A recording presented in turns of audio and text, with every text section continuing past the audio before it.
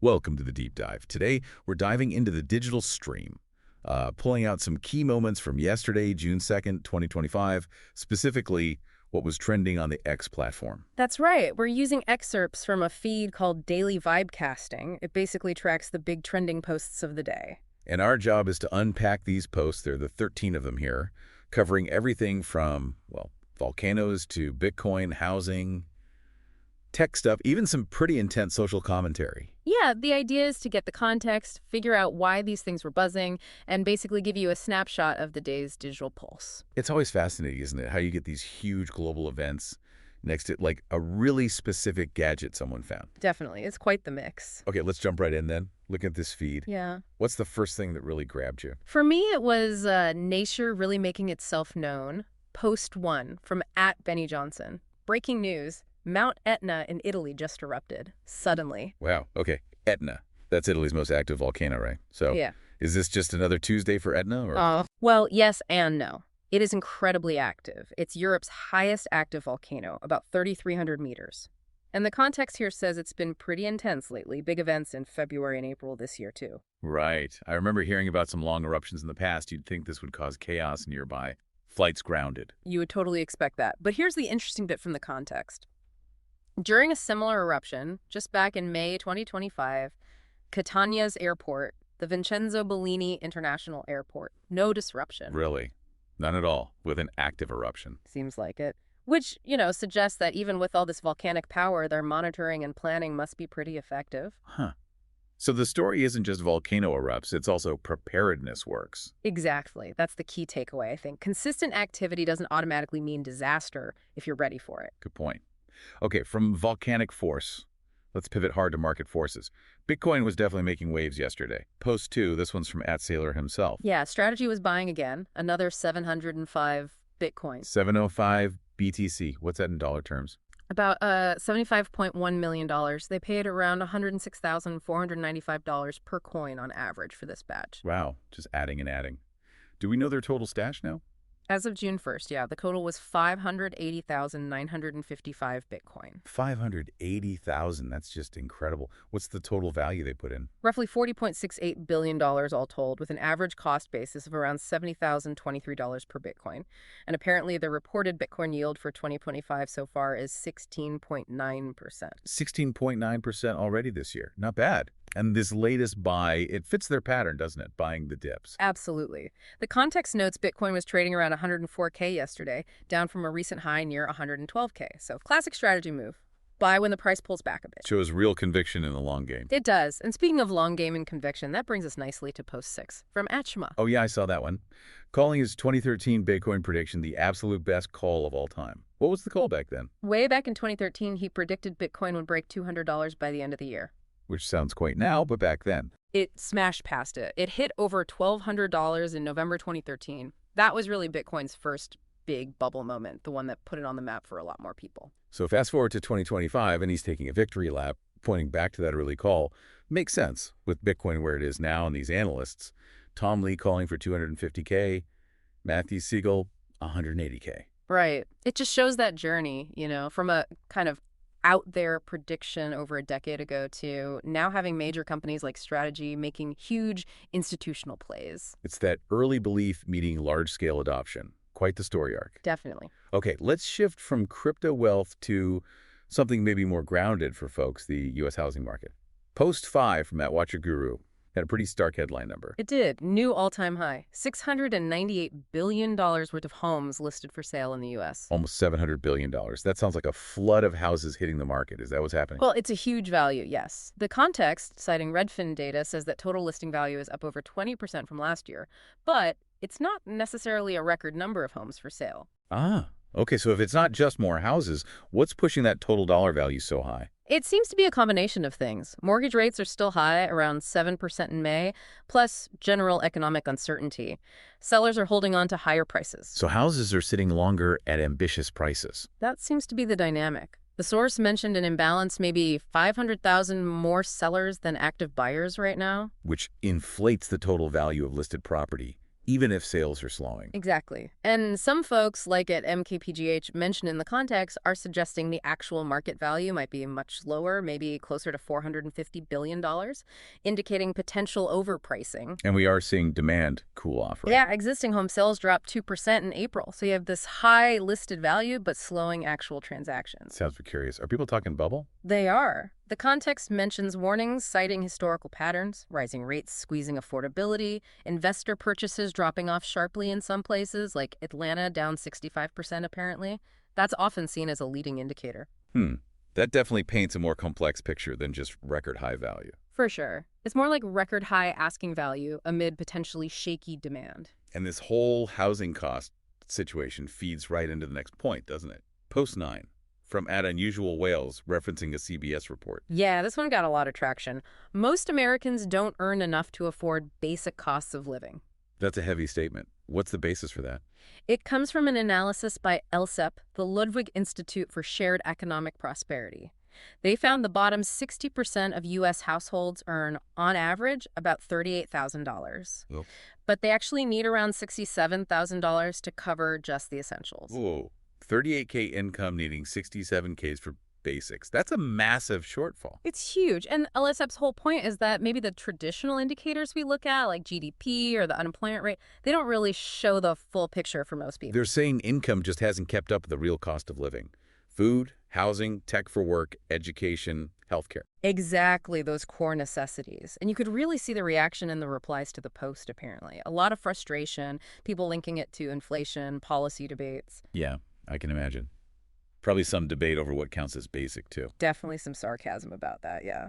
It just highlights this gap, this disconnect between the big economic numbers and what many households are actually experiencing financially day to day. Puts things in perspective. Okay, let's completely change gears now. Technology, post 7 from @MKBHD. He seemed pretty excited about a small gadget. He was. He shared a picture of a AAA battery, the small kind. But this one had a USB-C port built right into it. A battery? Yeah. With a USB-C port that you can plug in. Yeah. His reaction was basically, wow, never thought we'd get here, but I love it. That's kind of cool, actually. It ties into that whole push for USB-C everywhere, right? Absolutely. USB-C has been taking over since 2014, replacing micro USB, Lightning, trying to get that universal standard. And the idea here is just no separate charger needed. Exactly. Plug the battery itself directly into a USB-C cable. Super practical. The context did mention some earlier online discussions, maybe back in 2022, about whether early versions lasted as long as regular batteries, but the concept is clever. Yeah, and it connects to bigger stuff, too, like all the research into better batteries. For sure. The source mentions Science Daily reporting on 2025 advances in things like sodium-ion batteries, safer, more sustainable alternatives. So this little USB-C battery, it's a small convenience, but it fits that larger picture of power innovation. Neat. Okay, from tiny tech to some pretty unique human achievements. Yeah. Post 3 from @MattVanswall. This story sounds amazing. It really is quite something. This guy in Pennsylvania hired 2 Amish teenage boys to build a deck. Okay. And they finished the entire deck in less than 1 day. He was, quote, in total disbelief. Less than a day. For a whole deck, that's genuinely incredible. It really speaks to that renowned Amish craftsmanship, doesn't it? The work ethic, the traditional skills passed down. Absolutely blows modern construction timelines out of the water. It kind of does. And it fits with what you hear about Amish youth getting involved in skilled trades really early, learning hands-on. Yeah. There's a kind of wider admiration for those values, too. Yeah. Quality, durability, teamwork. It's a striking example. It really is. The insight is just how powerful that combination of skill, focus, and maybe traditional methods can be. Definitely makes you think. Mm-hmm. All right, another interesting, maybe slightly quirky one. Post 10 from @GunsRoseGirl3. Showcasing something from Uzbekistan. Yeah, this is fun. Water bottles shaped like dumbbells. Like literally. Yep. A brand called EST. The post showed them in a store display. Simple idea, right? Combine hydration with maybe a little bit of light exercise. Aimed squarely at the fitness crowd. Totally. Fits right in with sports drink trends and brands trying to stand out in the, very crowded bottled water market. Clever. Simple design. Merging 2 things people do anyway. Exactly. A nice little bit of product creativity. Okay, now things get a bit more complicated. Let's talk about digital stuff. Authenticity, social commentary. Post 8 from @AutismCapital. This involved a kangaroo. It shared a video claiming to show a kangaroo as an emotional support animal, an ESA, on a plane. The caption was all celebratory, like, "He made eye on you note." A kangaroo on a plane. Huh. Okay, I could see how that would spark debate. ESAs versus actual service animals is already a hot topic. A very hot topic. Yeah. The ADA definition is clear. Service animals are dogs trained for specific tasks. ESAs don't have the same legal standing for access, so this video just poured fuel on that fire. There's twist here, isn't there? A huge twist. The context is critical. The video was completely fake. AI generated, Petapixel, Forbes, others reported on it. Wow. So a deepfake kangaroo used to stir up a real argument about animal policies. Precisely. And that's the really chilling insight, isn't it? How good AI has become at creating realistic fakes that can fool people and manipulate real-world conversations. Even if the underlying issue, animal policies, is legitimate, the trigger was fabricated. That's seriously concerning.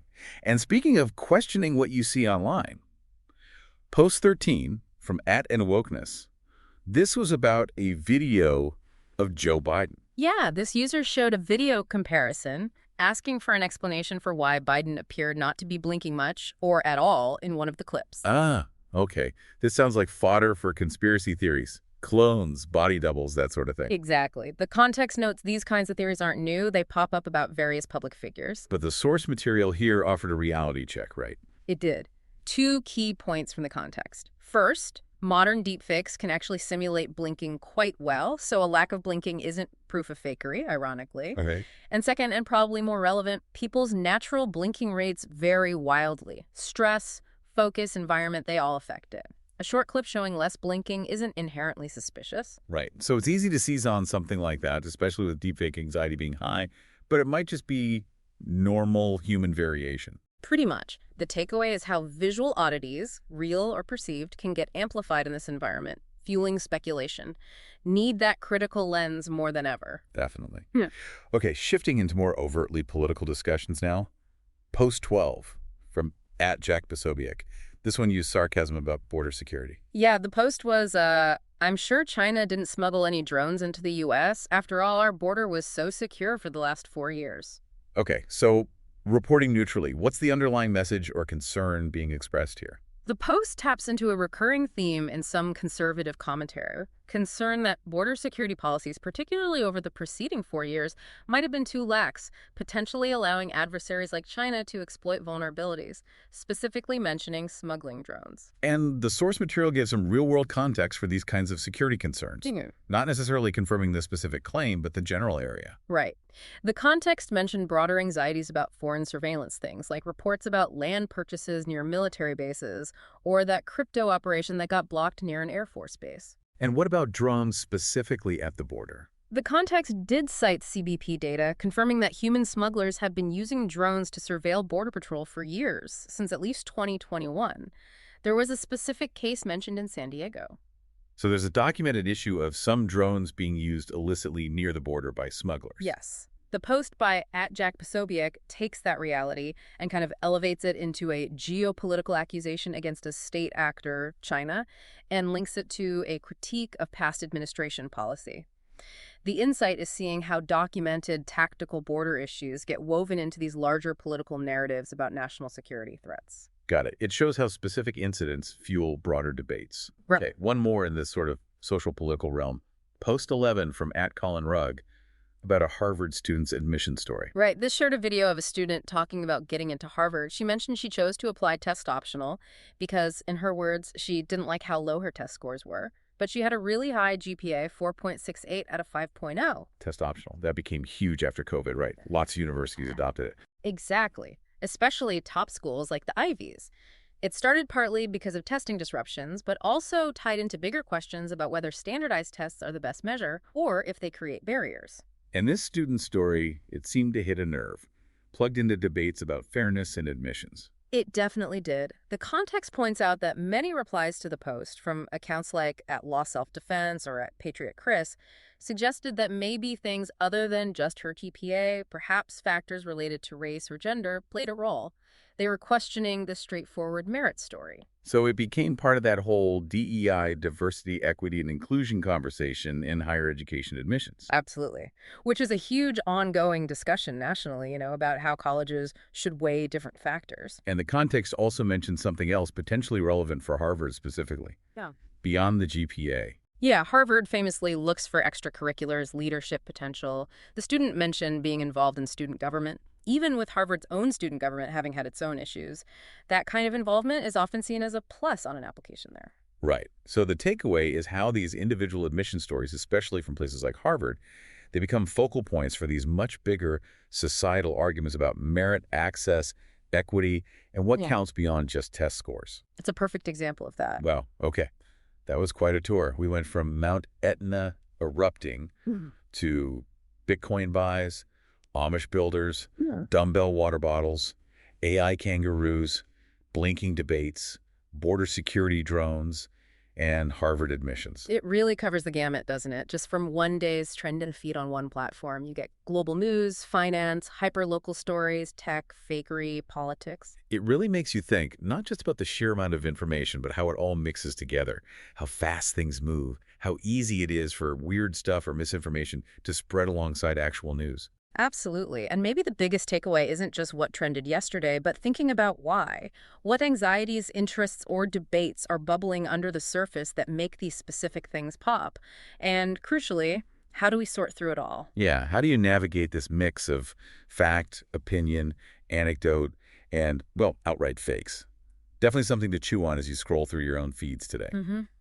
A constant challenge. Well, this has been the Deep Dive, looking at the sources you provided on yesterday's X Trends. We've unpacked those 13 posts, trying to give you the context and the buzz around them. Until the next Deep Dive.